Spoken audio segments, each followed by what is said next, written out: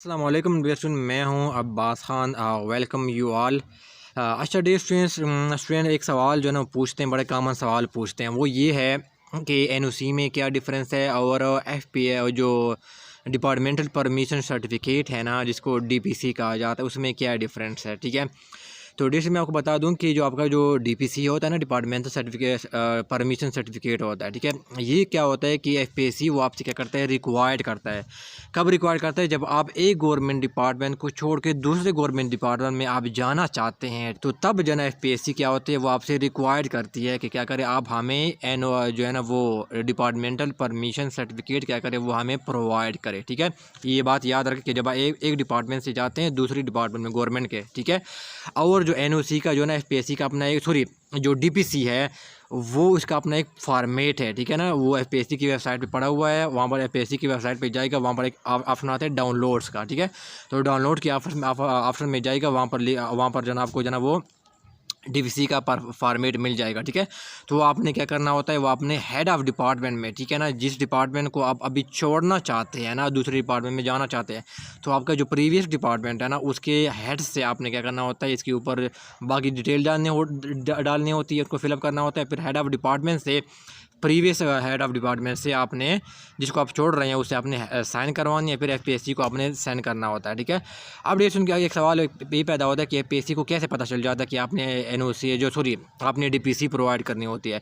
तो ये सुन, जब आपने ऑनलाइन एप्लीकेशन फॉर्म भरते हुए जाना, अगर आपने वहाँ पर ये लिखा हुआ था कि आप गवर्नमेंट एम्प्लॉय है, ठीक है, अगर आपने ऑनलाइन एप्लीकेशन फॉर्म भरते हुए वहाँ पर आपने लिखा था कि आप गवर्नमेंट एम्प्लॉय हैं, तो फिर जब डॉक्यूमेंट सबमिशन का टाइम आएगा ना, तो एफपीएससी उसके बेस पे आपके ऑनलाइन एप्लीकेशन की फॉर्म के बेस के ऊपर आपसे कहेगा कि आप क्या करें, आप हमें डीपीसी क्या करें, वो प्रोवाइड करें। ठीक है, तो एफपीएससी को ऐसे क्या होता है, वो पता चल जाता है। ठीक है डियर स्टूडेंट।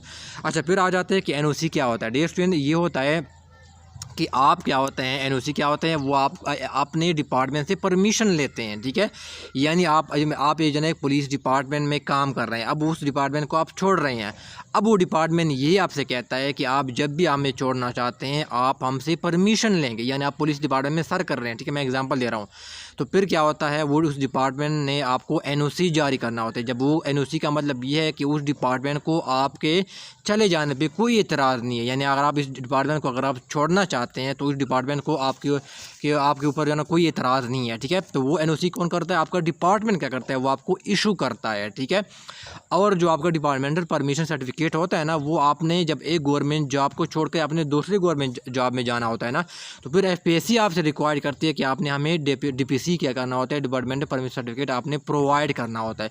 जबकि एनओसी क्या होता है, वो आप जब वो एनओसी जनाब एक जो डिपार्टमेंट को आप छोड़ के जा रहे हैं ना, तो वो डिपार्टमेंट आपसे वो कहता है कि हमसे परमिशन लेके जाओ। ठीक है, तो इसलिए जब परमिशन के लिए क्या होता है, वो डिपार्टमेंट का अपना फॉर्मेट होता है एनओसी जारी करने के लिए। ठीक है, वो फॉर्मेट जो है ना अपने डिपार्टमेंट, जो भी डिपार्टमेंट में आप सर कर रहे हैं गवर्नमेंट डिपार्टमेंट में, वो आपको अपने फॉर्मेट के मुताबिक क्या करता है, वो आपको एनओसी क्या करता है, वो जारी करता है। ठीक है, जब वो एनओसी जारी करता है, इसका मतलब ये है कि डिपार्टमेंट को आपके चले जाने पर कोई एतराज़ नहीं है। ठीक है, अच्छा डेसन, फिर ये आ जाते हैं कि जो आप डीपीसी प्रोवाइड करते हैं ना, रूल्स के मुताबिक जब आप अप्लाई कर रहे हैं ना जॉब के लिए ना, तो उस टाइम पे क्या होता है, आपने एफपीएससी को जो है ना वो आपने क्या करना होता है, क्लोजिंग डेट के जाना, एडवर्टाइजमेंट के क्लोजिंग डेट से पहले जाना, आपने क्या करना होता है, डीपीसी क्या करता है, प्रोवाइड करना होता है। ठीक है, लेकिन अगर आप उस टाइम प्रोवाइड नहीं करते, तो फिर क्या होता है, जब डॉक्यूमेंट सबमिशन का टाइम आता है ना, एफपीएससी आपसे डॉक्यूमेंट सबमिशन मांगता है, तो उस टाइम पे जाना क्या होता है, आपसे डीपीसी मांगता है। ठीक है, ऑनलाइन एप्लीकेशन के बेस पे।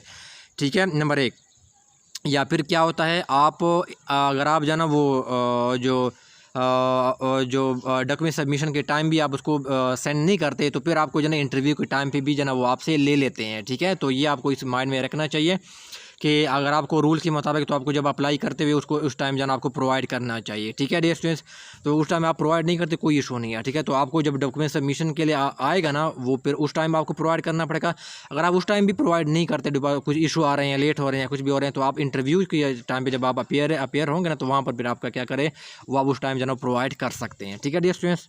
दूसरा कॉमन क्वेश्चन ये है कि एनओसी जो ना वो एनओसी जो ना नो ऑब्जेक्शन सर्टिफिकेट, ठीक है, वो कब जो ना आपको ज़रूरत हो, कब लेना पड़ता है। ठीक है, तो डी सुन, ये याद रखिएगा, ये डिपार्टमेंट के ऊपर डिपेंड करता है। ठीक है, खुद डिपार्टमेंट क्या होते हैं, वो आपसे कहते हैं कि जब आप अप्लाई करते हैं उस वक्त क्या करें, आप जो ना हमसे एनओसी नो ऑब्जेक्शन सर्टिफिकेट जो ना वो ले लें। ठीक है, अगर आप जो है ना वो वहाँ पर जो है ना अप्लाई के वक्त आप एनओसी नहीं लेते डिपार्टमेंट से, तो इसका मतलब ये है कि आगे जब आप जो है ना डीपीसी साइन करवाएंगे ना, तो आपको वो डीपीसी साइन नहीं कराएंगे, ठीक है। क्योंकि वो डिपार्टमेंट वो ये रिक्वायर करते हैं कि आप जब अप्लाई करेंगे तो आप हमसे इजाज़त लेंगे, ठीक है, एनओसी लेंगे, ठीक है। भी आप जो है ना वो अप्लाई करें तो आप डिपार्टमेंट से पता करें कि वहाँ पर एनओसी लेना लाजमी है क्या नहीं लेना लाजमी। अगर मैं जॉब की किसी और जॉब के लिए मैं अप्लाई करना चाहता हूँ, अगर वो कहते हैं कि एनओसी लेना लाजमी है, तो आप लाजमी तौर पर एनओसी ले लें, ठीक है।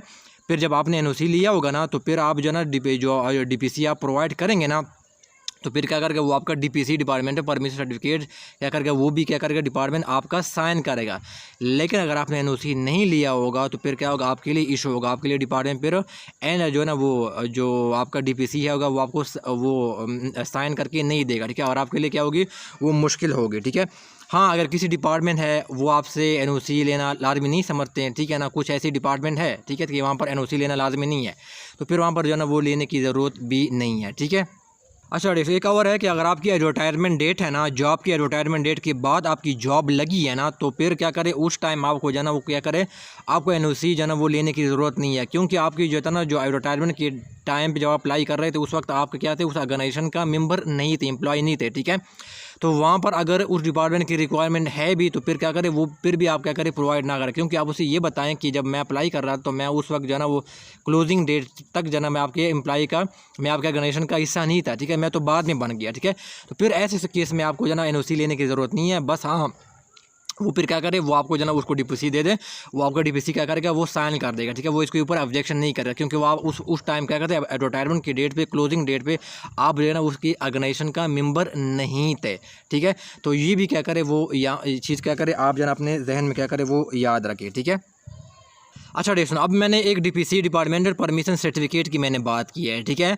तो मैंने मैं ये बताऊंगा कि ये क्यों ज़रूरी है, ठीक है, डीपीसी लेना क्यों ज़रूरी है, ऐसे आपके बेनिफिट क्या होंगे। तो डियर स्टूडेंट देखो कि आप एक डिपार्टमेंट में आप परमानेंट एम्प्लॉई है ना, आप दूसरी डिपार्टमेंट में जाना चाहते तो एफपीएससी आपसे क्या करेगा, अगर आपने ऑनलाइन एप्लीकेशन में लिखा होगा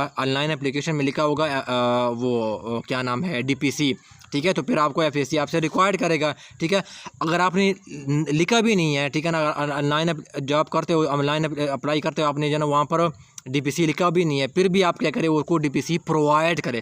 इसका फ़ायदा ये होगा कि आपकी जो पिछली जॉब की अगर आप एफएससी को डीपीसी प्रोवाइड करेंगे ना, क्योंकि उसके ऊपर सारी डिटेल होती है, तो आपकी जो पिछली सर्विस जो आपने की होगी ना, अगर आप परमानेंट एम्प्लॉय हैं तो वो सारे 5 साल 3 साल आपने की होगी ना, वो सारे के सारे क्या करेगा वो आपकी काउंट करेगा जो, ठीक है। यानी क्या करेगा अगर आप नेक्स्ट जॉब के लिए जाना चाहते हैं ना, आप एक डिपार्टमेंट से चले हो के दूसरे डिपार्टमेंट आप में चले गए, ठीक है, तो पिछले डिपार्टमेंट में आपने जाना 4 5 या 3 साल गुजारे हैं, तो और आप डीपीसी प्रोवाइड करते हैं, तो इसका मतलब ये है कि आपकी जो नई जॉब होगी ना वो क्या होगी ज़ीरो से स्टार्ट नहीं होगी, बल्कि उसमें पिछले जॉब की जाना जो भी 3 साल है 4 साल आपने गुजारे वहाँ से फिर क्या होगी आपकी नई जॉब की जाना वो क्या होगी सर्विस वहाँ से स्टार्ट होगी, ठीक है। यानी क्या होगी एक जॉब की कंटिन्यूएशन होगी, ठीक है। तो ये जो है ना क्या होते हैं डीपीसी की ये फ़ायदे होते हैं। हाँ, एक और भी फ़ायदा है कि आपका जो जीपी फंड होगा ना वो आप पिछले डिपार्टमेंट जो आप जहाँ पर परमानेंट एम्प्लॉय थे उससे क्या होती है दूसरी डिपार्टमेंट में क्या कर सकते हैं, उस डीपीसी के बेस पे आप जाना जीपी फंड क्या कर सकते हो आप क्या कर सकते हैं उसको ट्रांसफ़र कर सकते हैं, ये भी आपको जाना वो बेनिफिट होता है। और दूसरा क्या होता है आपको कंटिन्यूएशन का बेनिफिट होता है कि आपने पिछला मैं फिर रिपीट करता हूँ कि आप एक पिछले एक डिपार्टमेंट का मेंबर थे, अब एक दूसरे डिपार्टमेंट में आप परमानेंट एम्प्लॉय बनना चाहते हैं, ठीक है। तो अगर आप डीपीसी प्रोवाइड करते हैं तो इसका मतलब ये है कि पिछले डिपार्टमेंट जो आपने जितने साल गुजारे हैं वो भी आपके काउंट होंगे, और जो नए डिपार्टमेंट जितने भी आप साल गुजारेंगे वो भी क्या होंगे वो तो काउंट होंगे, लेकिन पिछले भी आपके क्या होंगे वो काउंट होंगे, ठीक है डियर स्टूडेंट्स। तो ये फिर आपने क्या किया, ये आपका फ़ायदा होगा, आप जो है ना कंटिन्यूएशन ऑफ सर्विस होगी, ठीक है डियर स्टूडेंट्स। तो ये भी क्या करें आप क्या करें वो लाजमी तौर पर क्या करें वो आपको डीपीसी क्या करें अगर आप परमानेंट एम्प्लॉय है, ठीक है। अगर ऑनलाइन एप्लीकेशन अप्लाई करते हुए वहाँ पर अगर आपने लिखा हुआ है कि मैं गवर्नमेंट एम्प्लॉय हूँ, ठीक है, फिर तो अब एफपीएससी आपसे डीपीसी रिक्वायर्ड करेगा। लेकिन अगर ऑनलाइन एप्लीकेशन फॉर्म लिखते हुए आपने वहाँ पर जो है ना वो एम्प्लॉय नहीं थे, आपने लिखा हुआ नो के ऊपर आपने टिक किया था कि मैं एम्प्लॉय नहीं हुआ, लेकिन आप बाद में हो गए थे परमानेंट एम्प्लॉय की मैं बात कर रहा हूँ, फिर भी क्या करें आप जो है ना एफपीएससी को प्रोवाइड करें, ठीक है, क्योंकि इससे आपको फ़ायदा होगा, क्योंकि आपके पिछले साल की जो है ना वो पिछले जॉब की क्या होगी जो सर्विस होगी वो क्या होगी वो काउंट होगी, ठीक है। और आपको नई जॉब जो है ना वो फिर ज़ीरो से स्टार्ट नहीं करना पड़ेगा, बल्कि वो पिछले जितने भी साल गुजारे वहाँ से फिर आपकी क्या होगी वो नई क्या होगी सर्विस क्या होगी वो काउंट होगी, ठीक है। और उसके बेस पे क्या कर सकते हैं आपको जो है ना देखो एज अ रिलैक्सेशन भी आपको क्या कर सकते हैं वो क्लेम कर सकते हैं, ठीक है डियर स्टूडेंट। तो आपको क्या होता है ये आपको जो है ना वो फ़ायदा होता है, ठीक है डियर स्टूडेंट्स। स्टूडेंट मैं उम्मीद करता हूँ कि आपको जो है ना नॉलेज में इजाफा हो चुका होगा। ठीक है, अगर आपका कोई क्वेश्चन है, क्वेरी है, फिर भी आप जो है ना वो कमेंट बॉक्स में जो है ना डियर स्टूडेंट वो आप पूछ सकते हैं। मैं कमेंट पढ़ता हूँ और जवाब भी देता हूँ। Thank you so much.